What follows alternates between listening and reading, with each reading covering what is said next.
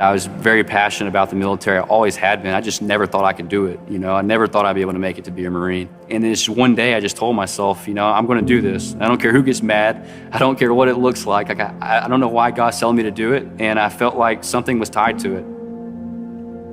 I learned to really hide my stress, and I usually hid it with alcohol. It seems harmless when you're doing it because you're in a safe zone. You may be in your barracks, or you might be out at someone's house on base, or there's so many safety nets because people are watching out for you that you don't understand that it's becoming a problem. The lowest point I felt like I was at, it was 2016, and I had just gotten back from a UDP. We had done a little deployment overseas, and my son was born. I wasn't there for it, and then when I came back, and I was able to meet him, a lot of things just kind of changed. My son didn't know who I was, and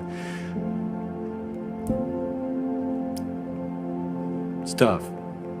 And I was trying to save my marriage the best I could, trying to get back to God the best I could.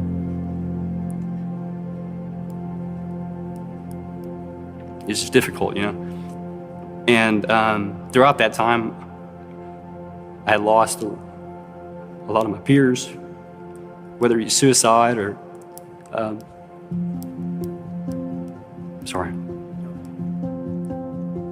I often ask myself, how can I lead these Marines and get them prepared to go into Iraq or Afghanistan or wherever we may be sent, but I can't even leave my home and I can't leave my marriage. I just told God, I prayed. I remember I was sitting in my barracks room and I was just sat on my knees and I was praying. I was like, look, if you want me to lead a godly Marine Corps life, if you want me to be a leader because I'm a spiritual leader in a place where there's leaders, I'll do that for you. Like I will be a vessel for you, and I'll be the anomaly in the military, and I'll be that Christian person that you need, the follower of Jesus. And I went back home on leave to see my son, and shortly after that I found out there was some infidelity going on. I can't sit here and blame everybody else. I was really suffering through alcohol, and I wasn't leading a godly home, and I was just spiraling out of control, and it's like I was just lost in this tornado of just crud, and I didn't know how to work myself out of it. I knew what I needed to do. I knew where I needed to get to, but it just wasn't happening.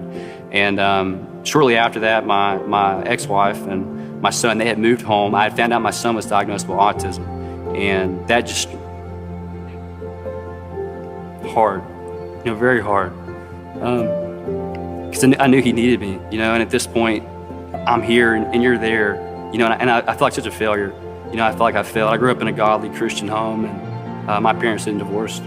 They never, that wasn't an option. And here I am looking at my son, and I'm like, man, I failed you, And I put the mission first so many times, and I put the Marine Corps first so many times that it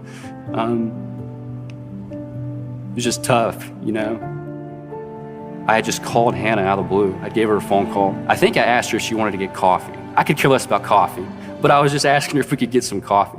And she laughed and she said, no, but you can come meet me at church. And that's where we really were able to find ourselves. Both of us were battling a lot of demons, and both of us were trying to grow in our walk with God and really learn who we are and what we were going to be and who we were trying to become as people. We were friends first. So at that point, we were kind of like, well, maybe you and I are supposed to do something in the ministry together as friends. Like maybe we should open up something. Maybe we should do something. And one thing just kept leading to another. And honestly, it sounds kind of cheesy, but we fell in love at Lakewood. We fell in love with God. We fell in love with ourselves, and we fell in love with one another. And it started out pure. It started out me first with God. It started out her first with God. And then it developed as a friendship. And then it was just, completed with marriage, just the way he planned it. We got involved with the ministry over here at Lakewood, but what we were able to overcome through Christ, it was kind of a perfect storm to start getting into freedom ministry. There's so many veterans at Lakewood. There's so many families that are broken. And the biggest thing for me is the potential that they have when they get out. That's so many leaders that we would have in the church that have so many life skills from the military that if they could just find that switch to flip it on to God, they would kill it. And my biggest goal and Hannah's biggest goal, we're just always telling them, hey, we've been where you're at. Anytime we're with a veteran who's suffering through PTSD or anger, or divorce, or you're just not happy, we're talking to them and we're just telling them, what you see here right now, smiling, is not what you saw 4 years ago. You know, you should have seen me where God met me at. It was dark and it was you should have seen me.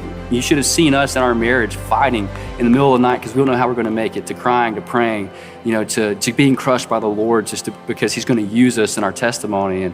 And I just want, you know, it's such a rewarding feeling knowing that they finally see what we see, that we're able to be used just to plant a seed, to show them who Jesus is, to show them that they're loved, and that there is a possibility to both serve in the military and to serve Jesus, but to also, you know, to make it out of those dark places and to be able to function as you should, as God intended, and just be happy and full of peace. So on this Memorial Day, we thank all of you family members have paid the ultimate sacrifice, who cannot be with us here today. We just thank you. We know whether you served 50, 60 years ago or today, it's a long time of people that aren't here anymore. And I know all of us out here have had to let go of a loved one and a peer who's paid the ultimate sacrifice for this country. And we just can't thank you enough. Just know that our prayers are with you and your family. For all those spouses and for those kids whose parents may not be here today, or maybe they've lost a grandfather who served years ago or grandmother, we just thank you too. It doesn't go without being appreciated. And we love you very much. We're always going to be constantly keeping you in our hearts and thoughts and prayers, and we just appreciate what you allowed your loved one to make for us as the United States of America. Thank you. Amen. Would you please thank U.S. Marine Corps veteran Sergeant Josh Clark and his wife Hannah, who are here today. Would you stand over there, Josh and Hannah? Come on, give them a big hand. Their beautiful family over here. We honor you today. Thank you for your testimony. It's beautiful.